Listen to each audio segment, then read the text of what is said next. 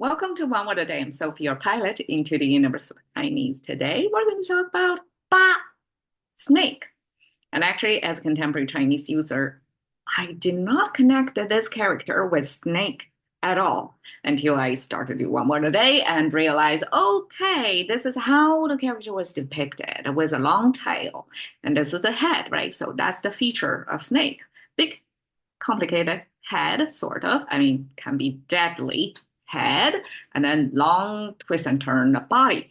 And that's Chinese depiction of Ba. And eventually, this character got preserved into our language, existing in other usage and formats than its original meaning, snake. I mean, isn't that interesting that you were created for one purpose and then repurposed, and then you keep existing even if your original purpose got removed?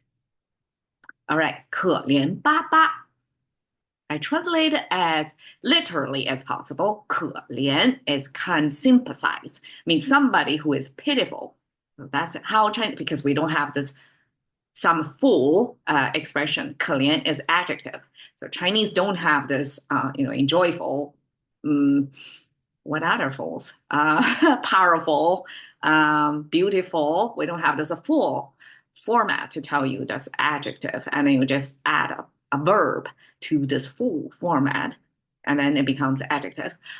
Chinese have to parse out into characters. It means 可怜 means somebody who can be sympathized. So it's a sympathizable, and sympathizable means, I mean, if we convert further, it's pitiful. So somebody who can evoke your pity feeling.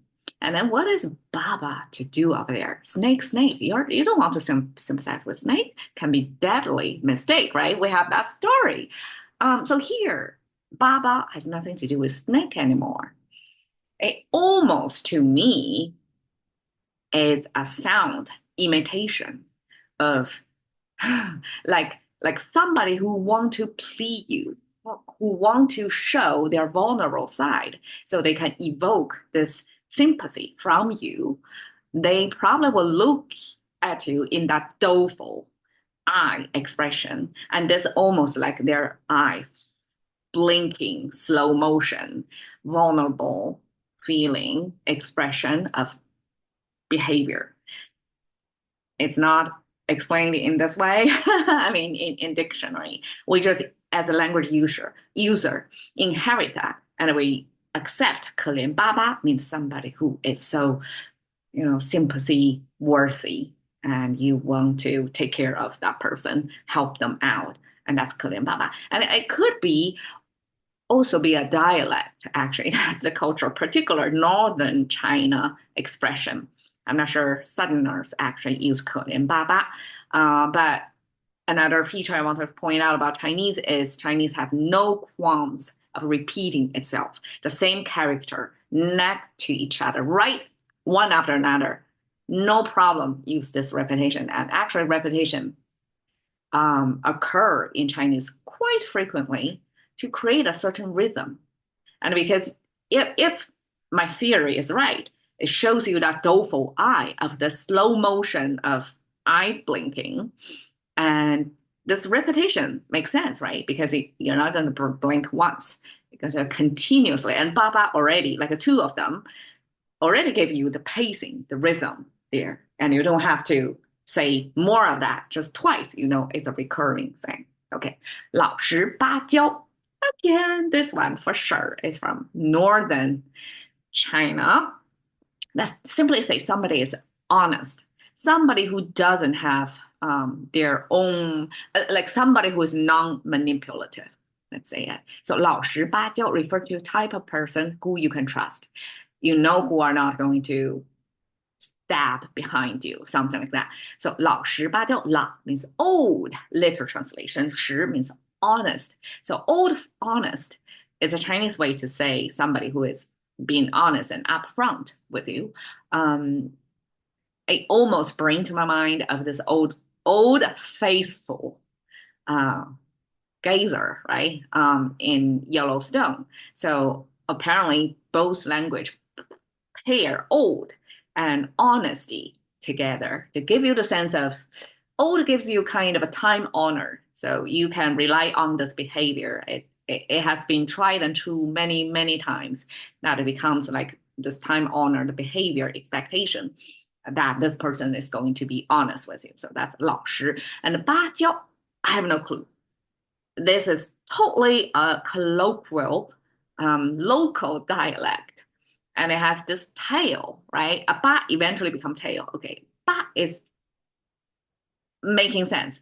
If tail came from snake, that makes sense because tail probably is 95% of the snake body. So we can totally we can create the tail concept with snake.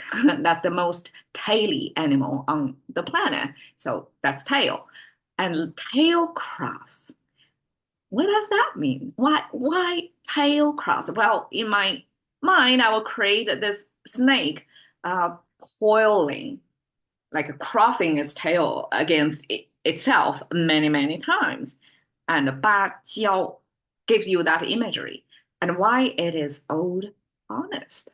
Well, my theory, okay, since brains are theory generators, it may not be true. I'm just probably lying to myself as well, just so I can make sense of this. Is if a snake coil up, probably is not going to attack you at that moment.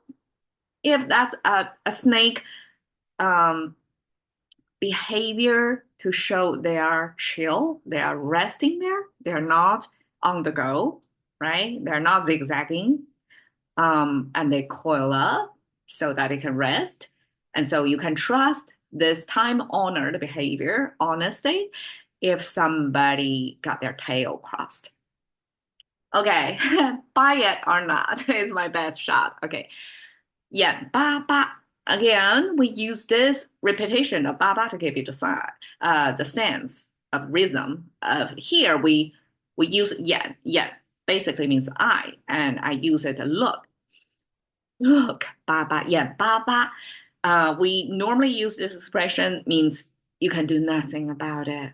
The situation is out of your control. You yeah, ba ba. You look at something helplessly, and you're blinking your eyes in a slow motion to observe this event unfolding, not to your wish. It's contrary to your wish, and you're helpless. You yeah, ba ba, see something happen could be to your demise, or maybe it's not to your relevant, but it's something you don't want to see, and you have to see it. So that's yeah, baba. It's okay. It's testing my limit of this cross-cultural weaving to make sense. I hope it makes sense to you. So there you go. Ba snake. Thank you for your time. See you another day.